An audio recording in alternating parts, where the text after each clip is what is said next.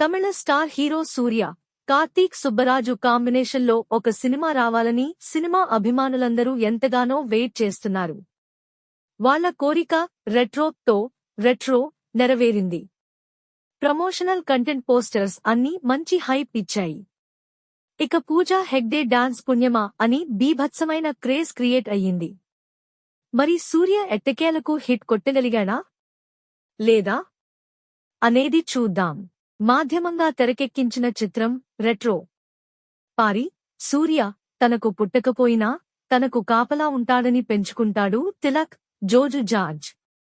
అయితే ప్రేమించిన అమ్మాయి రుక్మిణి, పూజ హెగ్డే కోసం అన్నీ వదిలేసుకుని కొత్త జీవితం ప్రారంభించాలనుకుంటాడు పారి. కాని బంగారు చేప కారణంగా పారితిలక్ మధ్య రిలేషన్ దెబ్బ తింటుంది.